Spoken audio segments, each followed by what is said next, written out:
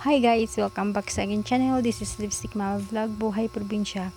Guys, nakikita nyo naman na medyo nakita nyo yung mga may taga nung puno nung tubo.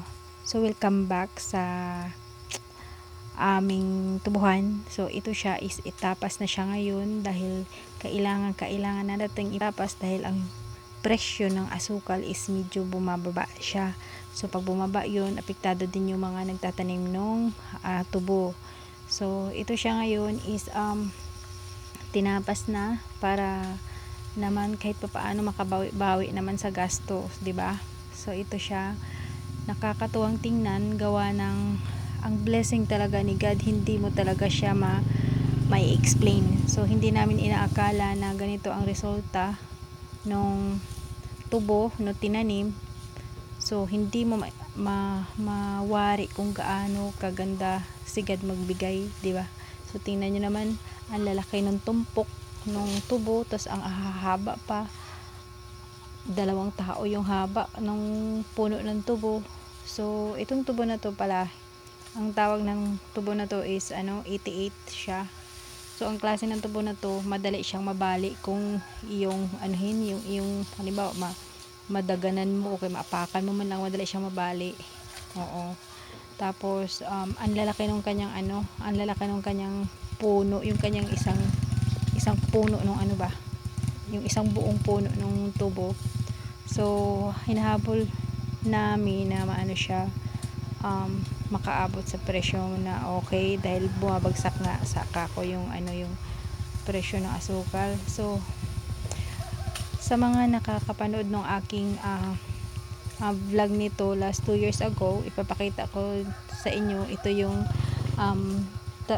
track na sa taas nitong ating screen. Ayan siya, ito yung naghakot at ito din yung maghakot bukas ulit. Oo, kasi nung nakaraan is nabaon yung gulong dahil inulan.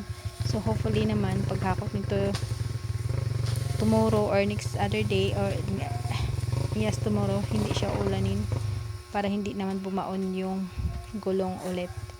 So ayan, nakita nyo naman pala yung bata na may nanguha ng dahon. Yun pala ipapakain nila sa kanilang mga alagang hayop tulad ng baka, kambing, kalabaw. Oo, so libre na yan, diba?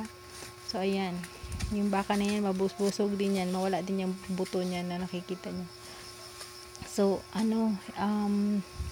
iilan lang silang nagputol gawa ng mga tao, kasi ang mga trabahador is nasa iba-ibang lugar na sila nagtapas, kasi gawa ng maraming nagpatapas ngayon, at ang mga tao na taga-tapas is may kanya-kanya silang amo. So ito naman sila is yung mga kapitbahay lang na nagtapas last year, so sila pa rin ang magtapas ulit, gawa ng syempre is pera na yan, di ba? Oo niya. Tapos malapit lang, di ba? So ayan, so si God talaga, grabe kung mag-bless. Hindi namin sa katakalain na ganito ang resulta ng kanyang binigay.